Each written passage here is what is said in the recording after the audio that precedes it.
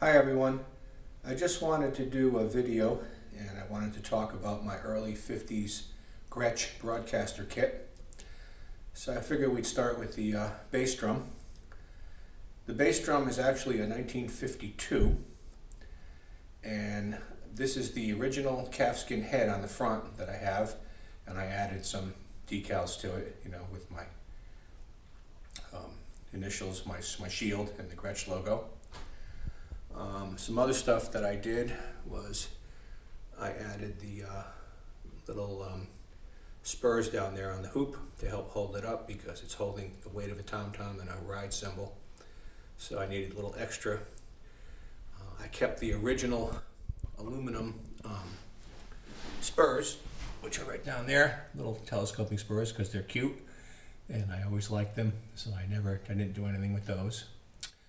And other than that, the bass drum is pretty much all original, except for I'm using a modern Ludwig Atlas Arch tom mount system, which allowed me to remove some of the lugs, two of the lugs, and it actually substitutes. It becomes a lug and a tom bracket holder at the same time. The original rail was way over here. I'll put my hand down here, you can see. And it was mounted way in there. And it had a spade type mount that the tom just slid onto and kind of gravity held it on. That rail didn't allow me to position my rack tom where I like it. So I decided to go with a different route, and putting this Ludwig system on I didn't have to drill any holes in the drum or anything. So that was a nice feature. Plus it also has rubber isolators, so it's isolated. So the mount itself is isolated and the drum is isolated from the holder by rubber. So it's kind of a modern thing. And we can move on. I added a modern Gretsch cymbal arm holder because it has, you can see it's heavy duty, and you can see that it has a memory lock and everything on it. And it's another great little thing. We move on to the rack tom, which is just your basic 9x13, and that's actually a 1949, late 49. There's a date inside there, and it's in beautiful shape. I removed the original diamond-shaped bracket for the spade mount, and of course I added the Ludwig Atlas mount to it. Now if we come around to the snare here, you can see that the previous owner put the microsensitive strainer on, and that was probably an improvement over the original strainer, which I'm told weren't that good. The snare is actually a 1950. I added a modern version of the microsensitive strainer that Gretsch came out with, and it's pretty cool because it has a little lock button. So when you click it on, it locks, and then you push the button and pull it back. So it's exactly identical to the original strainer, except for it has that feature, because the original one, that was the problem with it. It used to, the snares could actually fall off if you just hit the drum a certain way, and the snares would actually come off.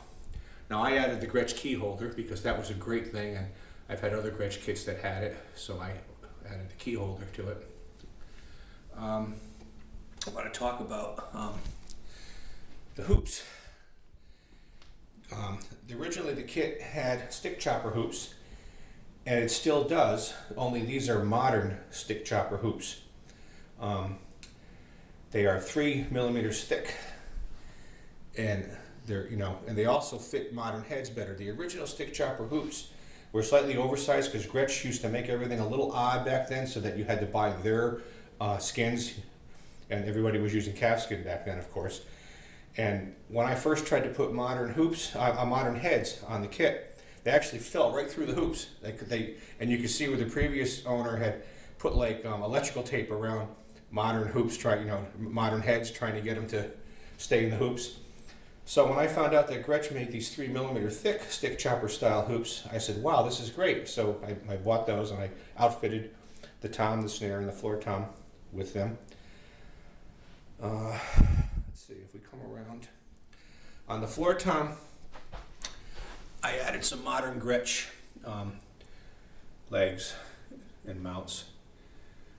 They're 13 millimeter. They're thick, and they're very, they match the cymbal holder mount, and they're very heavy duty. The drums are very heavy now. When you put these 3 millimeter hoops on, the drums get very heavy, and the original floor tom legs were just not cutting it. And plus, they rattled. That's the way, just the way they were back then. They just weren't. So this is I play this kit every day. This is one of my favorite kits. I have several vintage kits, and this is one of my favorites. And this is a player's kit, and I play it, and I love it. Anyway, I'll just kind of do a little walk around here, and we'll get a little look from another perspective here of the kit.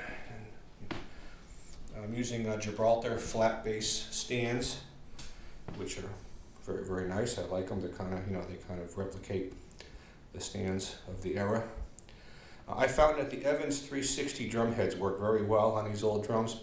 As I mentioned before, the shells are slightly oversized, and a lot of heads tend to fit tight, and you tend to have trouble seating them.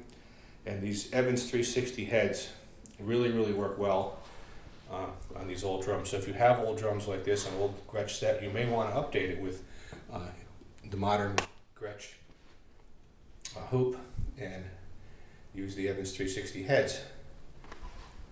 That's about it. I really didn't do much else to the kit. I just kind of kept it the way it was, except for I just improved what needed to be improved, because I use this kit. This is a player's kit, and I play it.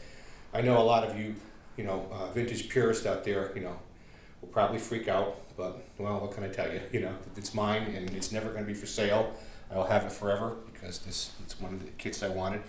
All the shells in this kit are 3-ply, and there's no reinforcement rings, and they're not even silver sealed, which is really cool. That's the way they were. They have the round over, Gretsch bearing edges, which, gives it that great Gretsch sound.